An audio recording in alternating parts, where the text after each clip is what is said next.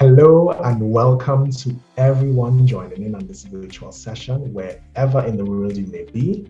I am most certainly happy to be connecting with you in this moment, and it is my absolute pleasure to have this opportunity of sharing my perspective with you over the next few minutes on a simple but very significant and critical area of success and development for universities around the globe.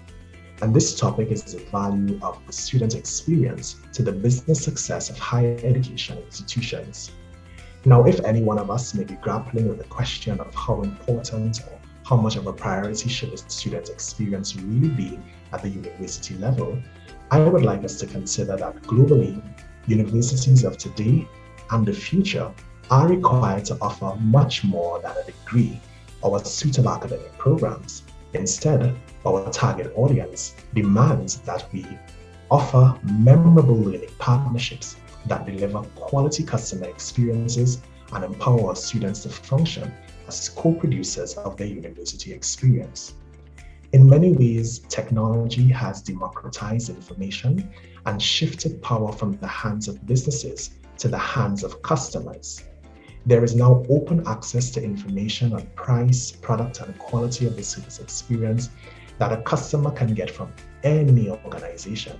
And in the context of universities, this reality has empowered our current, prospective, and future students to demand more from us as higher ed institutions.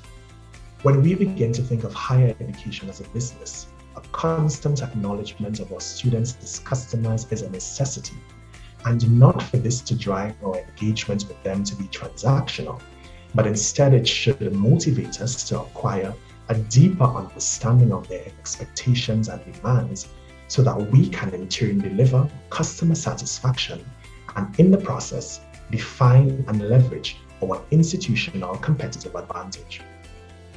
What then is the customer experience in higher education?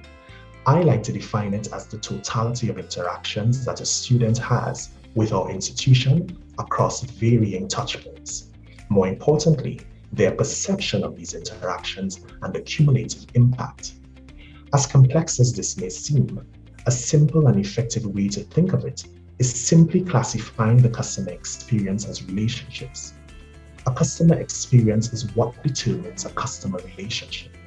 The more positive, cohesive, and meaningful our students' interactions and experiences are over time with our institution's systems, is the more likely they are to build affinity to our institutional brand, the more likely they are to be loyal and to form a relationship with us. So to truly understand the relationship and customer experience we're speaking of, one must know and appreciate the components that make up the customer relationship, because it is important for us as student affairs and student services professionals, especially when we discuss customer experience in higher education. We should definitely consider the layers, namely archetypes, which speaks to the person that we care about or who we want to get to know. And in this instance, this will refer to our students. The activities are the things that are happening in our students' lives.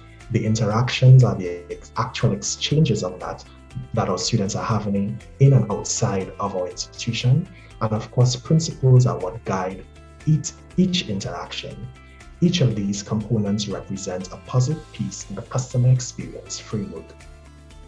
Now, at all costs, we want as a university to avoid our customer experience being an accidental result of an existing institutional culture, because undoubtedly, this would leave our customers with interactions that feel meaningless, inconsistent, and frustrating. And certainly our institution's commitment then is to the value of customer relationship. It becomes questioned and sends our dear and beloved students looking for alternatives. In today's very competitive world, we want to create and keep our customers happy, but not merely by meeting their expectations. Instead, we are forced to look beyond satisfactory interactions and considering how to provide delight, connection, and meaningful memories. And to do this, we are required not only to understand the components that make up the institution's customer experience, but we are also required to proactively design this experience for our customers and manage it. With this in mind, I regard student services and student affairs professionals as the movers and shakers bestowed with the honor of serving as the ultimate experience curators and experience designers in higher education. I believe this wholeheartedly because of the crucial role that the student affairs disciplines play in championing an integrated campus experience and the interactions and the services delivered by student affairs and student services professionals across the varying touchpoints in a student life cycle.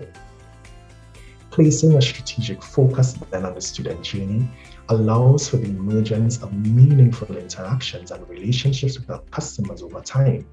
And as competition increases and customer empowerment grows, we find that universities that focus on the customer experience and its varying components will be rewarded with loyalty and a continuous flow of new business, while those who don't risk the chance of seeing their customers leave them for another.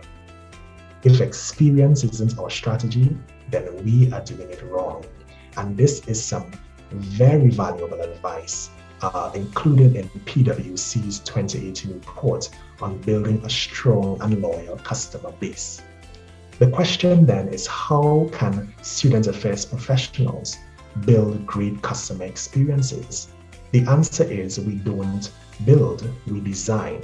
And the difference between building and designing starts with mindset. When we build or engineer a solution, we have a fixed goal, whereas with design, this is a process through which we discover the solution. As student affairs and student services professionals, we have an important role and responsibility as designers of the student experience. And this for us starts with design thinking, which is both a mindset, attitude, and methodology, which allows for the creation of outcomes and effective solutions when there are no fixed rules.